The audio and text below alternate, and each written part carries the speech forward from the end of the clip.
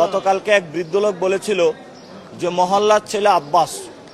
মহল্লার ছেলে আব্বাস হলো, মহল্লাতে কি ছেলে একটাই আব্বাস আর কেউ নাই? এজন্য আমরা বলবো যে মহল্লার আরো অনেক ভালো ছেলে আছে, আগামীতে ধানের শীষটা তাদের দিবেন, এইসব সন্ত্রাসীদেরকে আপনারা আর দিবেন না। আর আমি বলবো আমাকে শান্তিতে কাজ করতে দিন। আমি তারেক রহমানের কাছে অনুরোধ জানাবো, এমনি অনেক সন্ত্রাসী গডফাদার নিয়ে পকেটে নিয়ে হাঁটতেছেন, বিভিন্ন জায়গায় পরিচয় করিয়ে দিচ্ছেন। আমাকে যদি ঘাটান, আমি আপনার পুরো বাংলাদেশের গডফাদার যারা আছে সন্ত্রাসী চাঁদাবাজ যাদেরকে নমিনেশন দিয়েছেন, আমি সবার আমলনামা ইনশাল্লাহ প্রকাশ করে দিব। অনেকেরই আমলনামা আমাদের কাছে আছে। আমি আর বেশি কথা বলবো না আব্বাস ভাই সম্পর্কে, ওনার প্রচুর আমলনামা আমার কাছে আসতেছে।